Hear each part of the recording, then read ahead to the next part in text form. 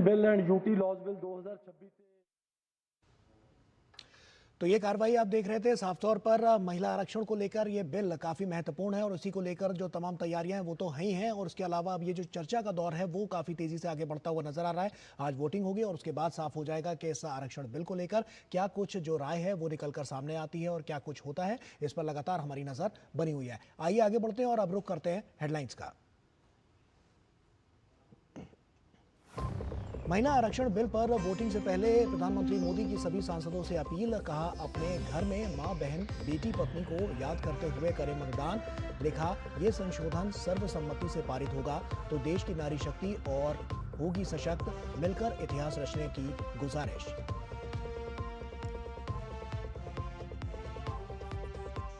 लोकसभा में महिला आरक्षण से संबंधित बिलों पर कुछ ही देर में होगी वोटिंग। चर्चा के दौरान राहुल गांधी के बयान पर जोरदार हंगामा। लोकसभा स्पीकर ने सदन में मर्यादा बनाए रखने की दी नसीहत। राजनाथ सिंह ने कहा देश से माफी मांगे राहुल। हरिवंश तीसरी बार राज्यसभा के निर्विरोध उपसभापति चुने गए। प्रधानमंत्री मोदी ने दी बधाई, कहा सदन का आपके प्रति गहरा विश्वास। नेता सदन जेपी नड्डा समेत मल्लिकार्जुन खड़गे ने भी दी बधाई।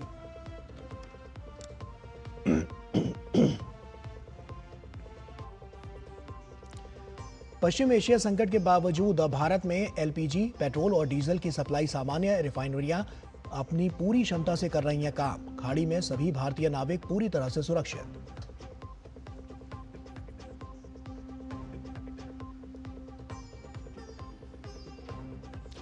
और कांग्रेस नेता पवन खेड़ा को सुप्रीम कोर्ट से नहीं मिली राहत। अग्रिम जमानत देने से कोर्ट का इनकार। हेमंता बिस्वा शर्मा की पत्नी से जुड़ा है मामला। शीर्ष अदालत ने गुवाहाटी हाई कोर्ट का रुख करने का दिया निर्देश। महिला आरक्षण विधेयक पर वोटिंग से पहले प्रधानमंत्री नरेंद्र मोदी ने सोशल मीडिया प्लेटफॉर्म एक्स पर पोस्ट कर सभी राजनीतिक दलों से महिला आरक्षण के पक्ष में मतदान की अपील की है। उन्होंने इसे देश की महिलाओं के अधिकार और सम्मान से जुड़ा अहम फैसला बताया है। संसद में इस समय नारी शक्ति वंदन अधिनियम में संशोधन पर चर्चा चल रही है। कल रात भी 1 बजे तक चर्चा चली है। जो भ्रम फैलाए गए उनको दूर करने के लिए तर्कबद्ध जवाब दिया गया है। हर आशंका का समाधान किया गया है। जिन जानकारियों का अभाव था वो जानकारियां भी हर सदस्य को दी गई हैं। किसी के मन में विरोध का जो कोई भी विषय था उसका भी समाधान हुआ है।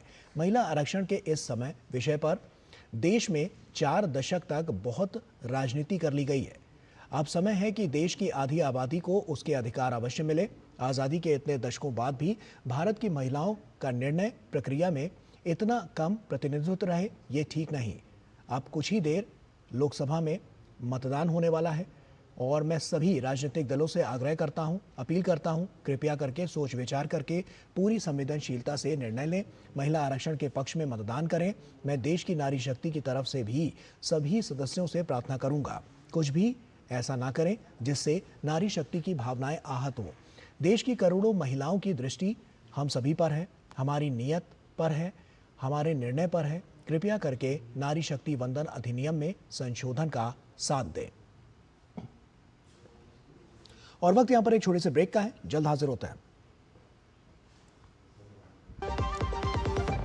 बीते 1 दशक में देश बदला है, लेकिन महिलाओं के लिए पूरी दुनिया बदली है। अब सपने सिर्फ देखे नहीं जाते, उड़ाए जाते हैं। नमो ड्रोन दीदी योजना से मिट्टी से जुड़ने वाली उंगलियां अब आसमान की तकनीक संभाल रही हैं। जल जीवन मिशन से अब मीलों का सफर महज एक नल की दूरी पर सिमट आया है। समय की वो बचत अब खुद की पहचान बनाने में खर्च होती है। लखपति दीदी बनकर अब वो सिर्फ परिवार चलाने वाली नहीं, सफलता की मिसाल है। सालाना 1 लाख से ज्यादा की कमाई अब कोई सपना नहीं, एक हकीकत है। प्रधानमंत्री उज्ज्वला योजना ने धुएं के अंधेरे से आजादी दी तो हर रसोई में उम्मीद की रोशनी आ गई। सुरक्षा का ढाल हो, कानूनी अधिकार या रहने का सुरक्षित ठिकाना, मिशन शक्ति ने हर मोड़ पर नारी को बेखौफ किया है। ऐसी तमाम योजनाएं आज देश की बेटियों को हर कदम पर आगे बढ़ा रही हैं, क्योंकि बेटियां अब सिर्फ घर की लक्ष्मी नहीं, देश की शक्ति भी हैं। अब नेतृत्व की बारी है, नारी शक्ति वंदन की जिम्मेदारी है। मेरी पसंद, मेरी पसंद, मेरी पसंद, मेरी पसंद। हमारी पसंद। हम सबकी पसंद। मजबूत देश का मजबूत सरिया हो गया स्टील। ब्रेक के बाद एक बार फिर से आप सभी का स्वागत है। लोकसभा में महिला आरक्षण विधेयक पर तीखी बहस जारी है। सदन में महिला आरक्षण बिल पर चर्चा के दौरान माहौल काफी गर्मा गया।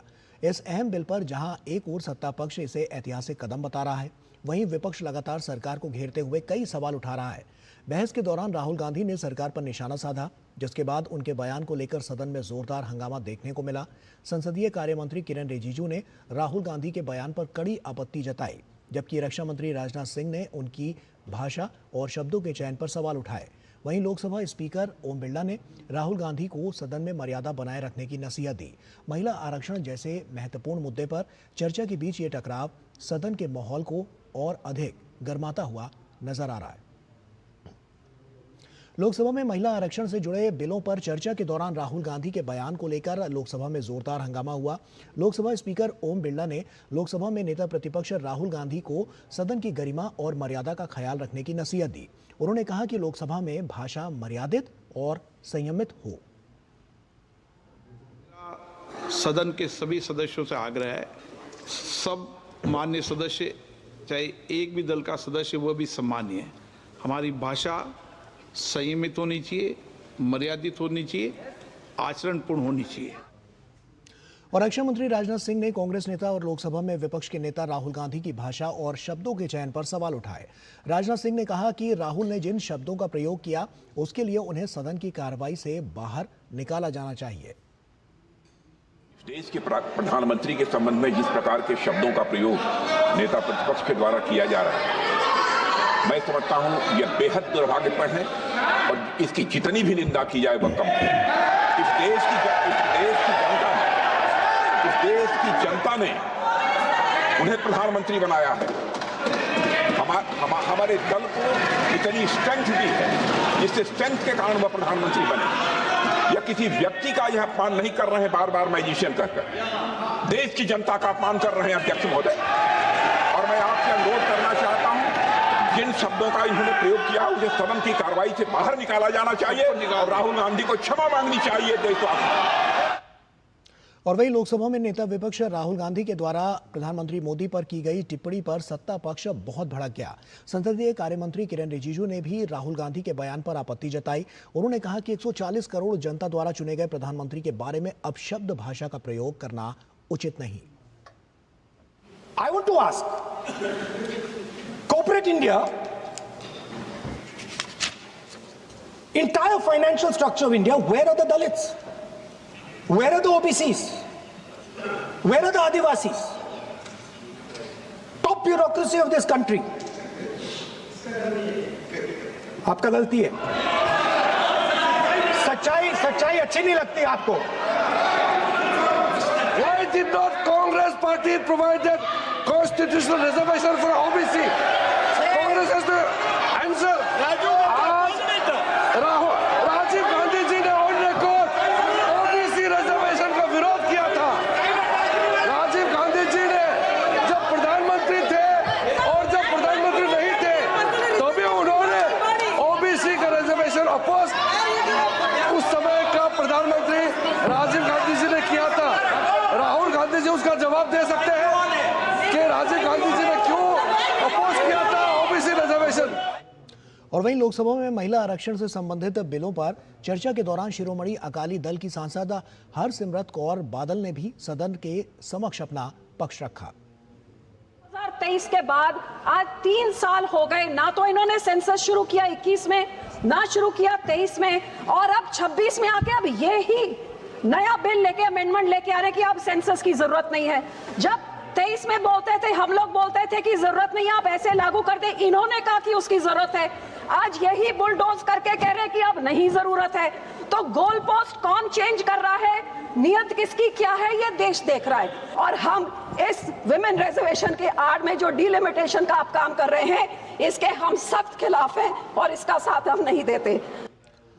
और वहीं लोकसभा में महिला आरक्षण पर चर्चा के दौरान समाजवादी पार्टी सांसद डिंपल यादव ने पार्टी का पक्ष रखा। उन्होंने अल्पसंख्यक महिलाओं को भी आरक्षण देने की बात कही।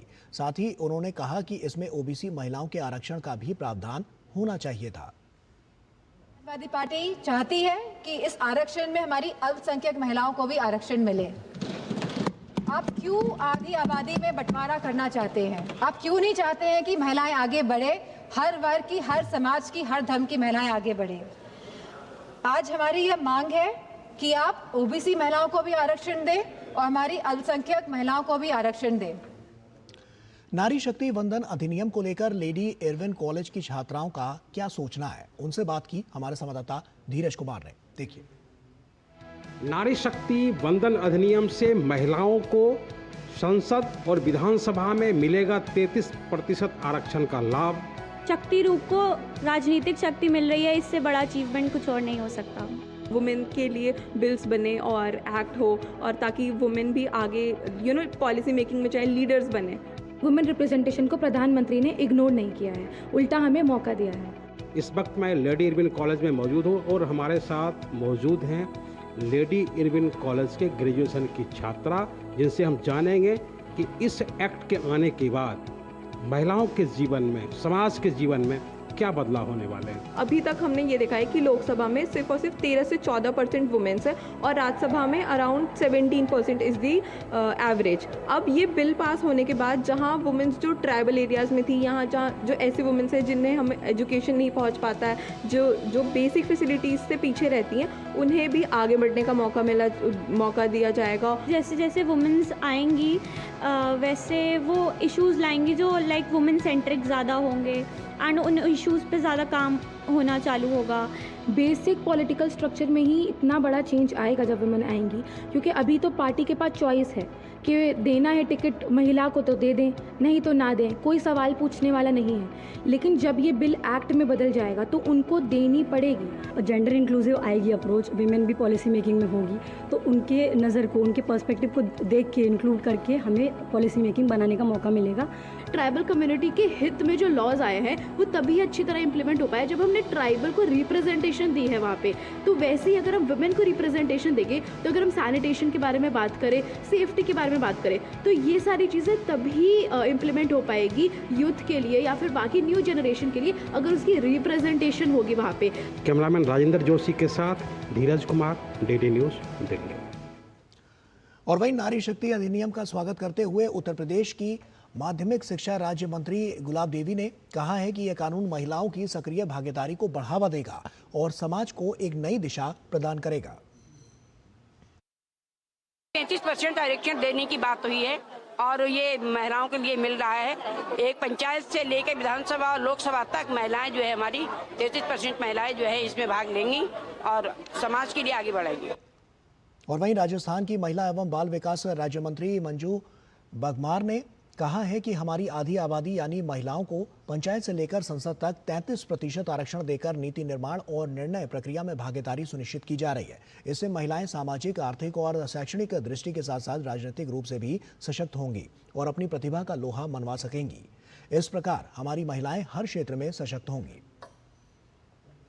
हमारी महिलाओं को जो आधी आबादी है उनको पंचायत से लेकर पार्लियामेंट तक जो है उनको 33% आरक्षण देकर नीति निर्माण में और निर्णय में उनको भागीदारी दी जा रही है, ताकि महिलाएं जो है सामाजिक, आर्थिक और जो है शैक्षणिक दृष्टि के साथ साथ राजनीतिक आधार पर भी वो सशक्त हो सके और अपनी प्रतिभाओं का वो लोहा मनवा सके और सभी तरह से जो है हमारी महिलाएं जो है सभी तरह से सशक्त होगी। वहीं पूर्व एमएलए डॉक्टर अलका सिंह गुर्जर ने कहा है कि अमृतकाल में विकसित भारत के संकल्प को महिला शक्ति से जोड़ना ऐतिहासिक कदम है। पंचायत से संसद तक महिलाओं का स्वाभिमान बढ़ाने से शिक्षा, स्वास्थ्य, पोषण जैसे क्षेत्र पारदर्शी और प्रभावी होंगे। आजादी के अमृत काल में विकसित भारत के संकल्प के साथ महिला शक्ति को जोड़ना और उन्हें निर्णय में, नीति निर्माण में भागीदारी देना निश्चित रूप से बहुत बड़ा ऐतिहासिक कदम है। पंचायत से पार्लियामेंट तक महिलाओं के स्वाभिमान को बढ़ाना, सम्मान की रक्षा करने का एक काम है।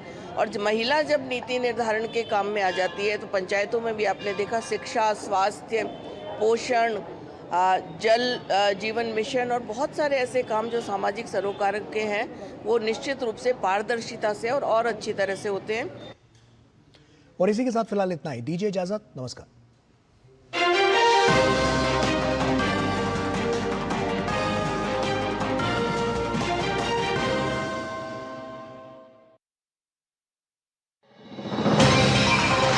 जहां बातों से नहीं तर्कों से होती है परीक्षा।